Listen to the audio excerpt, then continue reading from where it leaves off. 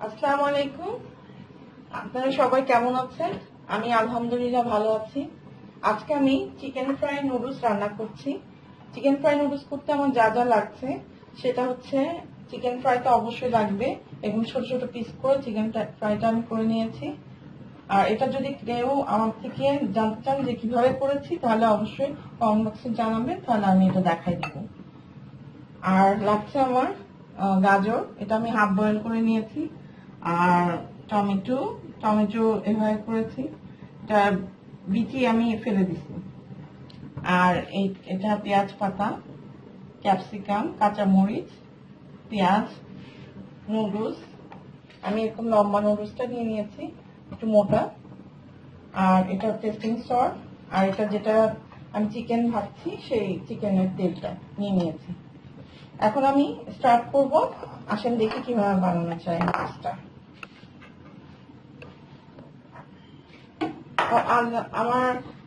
আমার সস লাগছে, আমি সস ধান এইভাবে যেভাবে দিয়েছি এভাবে নিয়েছি। সেটা হচ্ছে ওয়েস্টার সস লাগবে, চিলি সস, আর এটা লাগবে আমার, এটা হচ্ছে গোলমরিচ।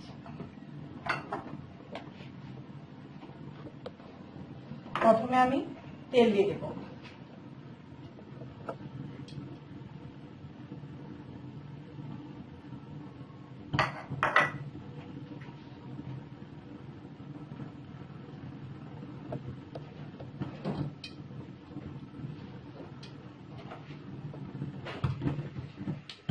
আমি চুলাটা আগে একটু ধরে রেখেছিলাম গরম হওয়ার জন্য।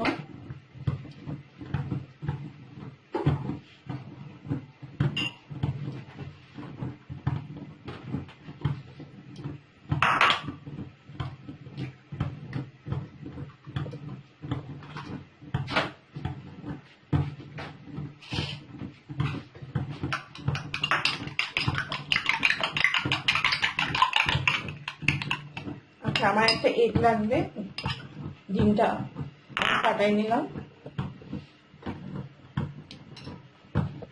এখন আমি আগে পেঁয়াজটা অ্যাড করবো।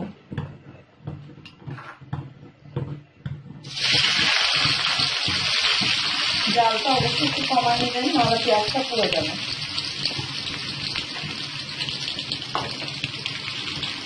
পেঁয়াজটা একটু মোটা মোটা করে দিয়েছি আমি, যাতে পেঁয়াজটা ভাল লাগে খেতে, দেখতেও ভালো লাগে, এই জন্য আমি একটু মোটা করে দিয়েছি।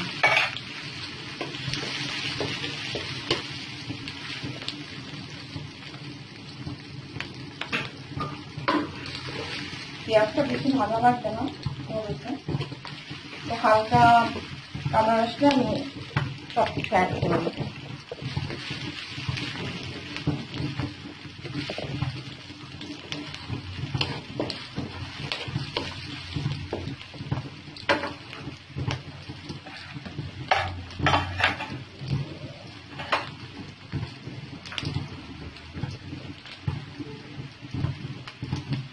আগে আমি ডিমটা একটু অ্যাড করবো এটার সাথে।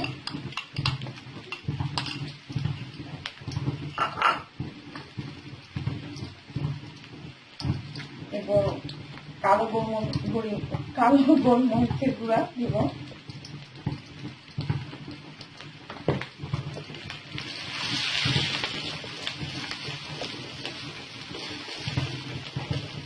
লাগলে আর দিবেন, যার যার স্বাদ অনুযায়ী দিবেন।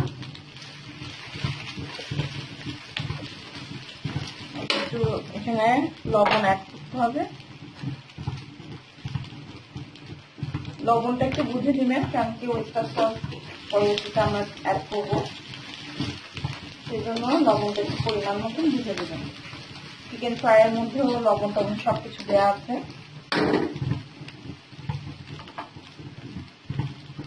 এখন আমি সস দেব, চিলি সসটা। আপনারা টমেটো সসটাও অ্যাড করতে পারেন তার সাথে। আমি চিলি সসটা দিলাম, টমেটো সসটা দিলেও অনেক ভালো লাগে, সাথে একটু চিলি সস দিতে পারেন। টমেটো সস দিলে সাথে একটু চিলি সসও দিবেন।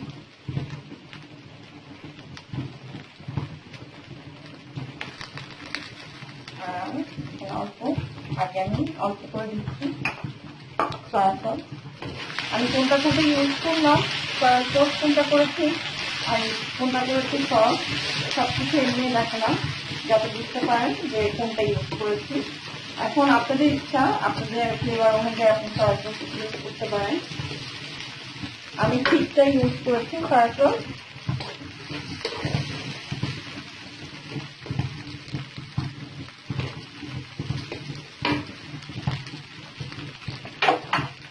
সামান্য একটু টেস্টিং সল্ট দিব,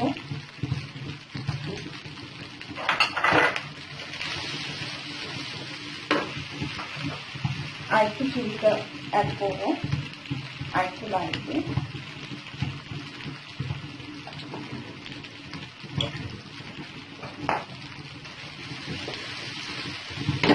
আমি এখন এটার সাথে ভেজিটেবলগুলো অ্যাড করে দেবো।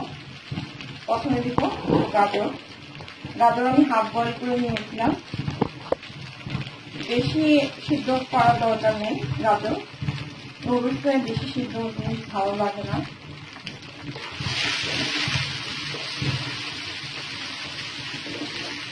আচ্ছা, কাঁচামরিচগুলি দিয়ে দেবো এখন আমি একটু স্পাইসি করবো, আপনারা চাইলে একটু কম করতে পারেন। আমার কাছে একটু স্পাইসি হলে ভালো লাগে, আপনারা চাইলে আরো কম দিতে পারেন।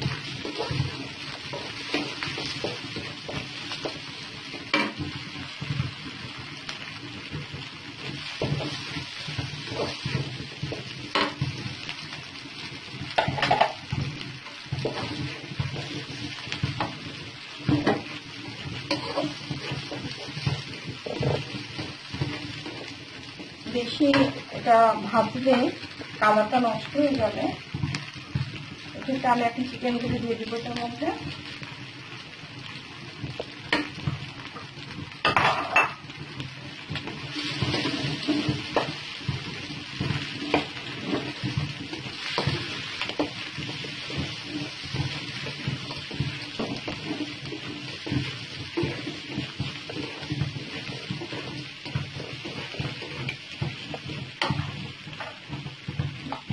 আমি আবার একটু হালকা গোলমরিচ অ্যাড করব।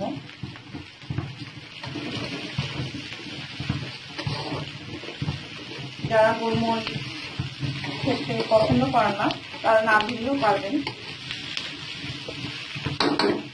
সেক্ষেত্রে এখানে আবার একটু যদি আপনার টমেটো সস থাকে টমেটো সস অ্যাড করে নেবেন, তাহলে সেটা আরো মজা লাগবে। আমি নুডলসটা দেওয়ার পরেই অন্য কিছু অ্যাড করবো, নাহলে কালারটা অন্যরকম হয়ে যাবে। নুডলসটা আমি সিদ্ধ করার পর একটু ঠান্ডা পানি দিয়ে ধুয়ে নিয়েছি, তারপরে একটু তেল মাথায় রেখে দিয়েছিলাম যাতে একটা সাথে একটা না দিয়ে দেয়।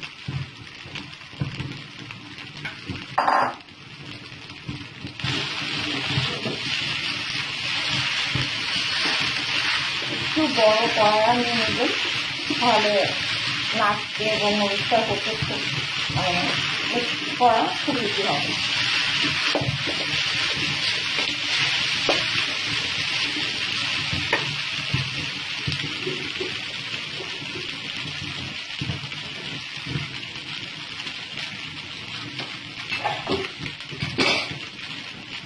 আমি এখন এটার মধ্যে টমেটো দেবো,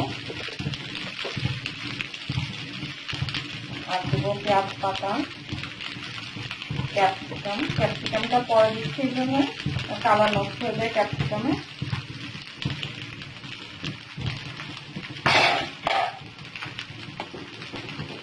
আবার একটু টেস্টিং সল্ট দিয়ে দিলাম।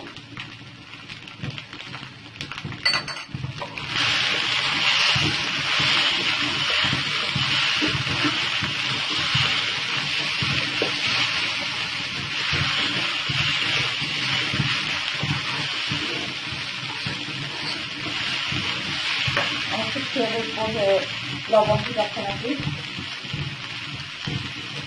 না, লবণ লাগবে। আমি আবার একটু লবণ দিয়ে দিচ্ছি, আপনারা খেয়ে দেখবেন লবণ ঠিক আছে না। লবণ কম হলে আবার লবণ অ্যাড করে নেবেন।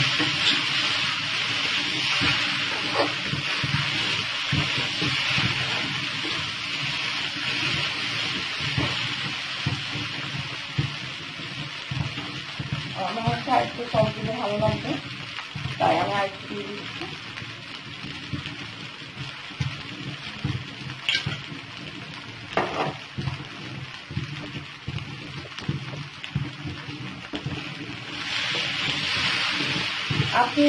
আপনারা চাইলে এখানে ব্রকলি বা অন্যান্য ভেজিটেবল আপনাদের ইচ্ছা মতন বের করে দিতে পারবেন।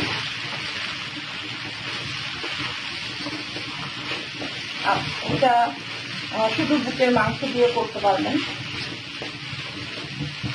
চাইলে।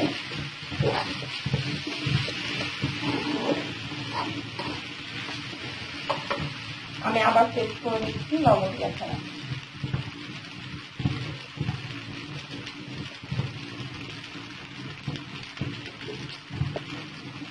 লবণ লাগবে না,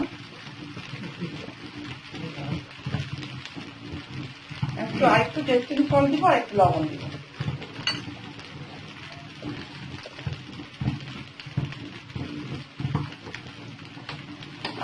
আমি খুবই কম লবণ খাই, বাট আমার মনে হচ্ছে তারপর লবণ একটু লাগবে। আপনারা লবণটা দেখে রেখে দিবেন, কারণ লবণ একবার বেশি হলে আর খাওয়া যায় না।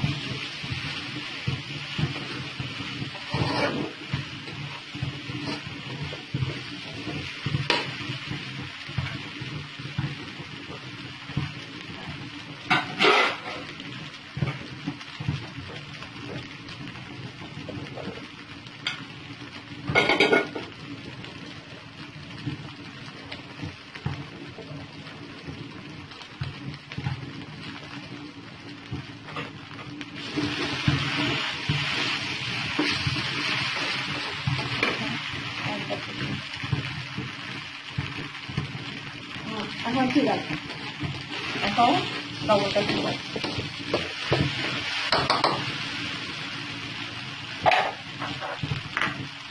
আমার নুডলস ডান। এখন আমি এটা চার্জ করবো, চার্জ করে দেখাবো দেখে।